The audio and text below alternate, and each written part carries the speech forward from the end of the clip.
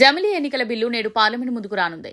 నిజానికి నిన్నే one nation one election కు సంబంధించి 2 బిల్లులు ప్రవేశపెడతారని అందరూ భావించారు. కానీ ఒకవైపు ప్రతిపక్షాల నుంచి అభ్యంతరాలు, మరోవైపు రాజ్యసభలో రాజ్యాంగం పైన చర్చ నేపథ్యంలో బిల్లు వాయిదా పడింది. నేడు జమిలీ ఎన్నికల బిల్లు లోక్సభలో ప్రవేశపెట్టబోతున్నారు. మరి పార్లమెంట్ లో బలం సాధించే దిశగా ఎన్డీఏ సర్కార్ ప్లాన్ ఏంటి అనేది ఆసక్తికరంగా మారింది. లోక్సభ, అసెంబ్లీ ఎన్నికలకు దేశవ్యాప్తంగా ఒకేసారి నిర్వహించే విధంగా వన్ నేషన్ వన్ ఎలక్షన్ నినాదాన్ని ఎన్డీఏ సర్కార్ తెరపైకి తెచ్చింది. ఇటీవల జమిలీ ఎన్నికల బిల్లును కేబినెట్ ఆమోదించింది. 129వ రాజ్యాంగ సవరణ, కేంద్రపాలిత ప్రాంత చట్టాల సవరణ 2 బిల్లులను సోమవారం ప్రవేశపెడతారనే చర్చ జరిగింది. కానీ లోక్సభ రివైజ్డ్ బిజినెస్ జాబితాలో ఆ 2 అంశాల ప్రస్తావన లేదు. దాంతో వాయిదా అంశం తెరపైకి వచ్చింది. మంగళవారం విధిగా సభకు హాజరు కావాలని బీజేపీ ఎంపీలకు విప్ జారీ అయింది. కేంద్ర న్యాయశాఖ మంత్రి అర్జున్ రామ్ మేఘ్వాల్ మంగళవారం లోక్సభలో జమిలీ ఎన్నికల బిల్లును ప్రవేశపెట్టేందుకు రంగం సిద్దమైంది. జమిలీ ఎన్నికలకు సంబంధించి రాజ్యాంగ సవరణలతో కూడిన బిల్లును పార్లమెంటు ఉభయ సభలు కనీసం 67% సానుకూల ఓటుతో ఆమోదించాల్సి ఉంది. అంతేకాకుండా ఎన్నికల అంశం ఉమ్మడి జాబితాలో ఉన్న నేపథ్యంలో ఈ బిల్లుకు దేశంలోని కనీసం సగం రాష్ట్రాల అసెంబ్లీలో ఆమోద ముద్ర వేయాలి. అంటే 543 స్థానాలున్న లోక్సభలో కనీసం 67% అంటే 362 ఎంపీలు ఈ బిల్లుకు అనుకూలంగా ఓటు వేయాలి.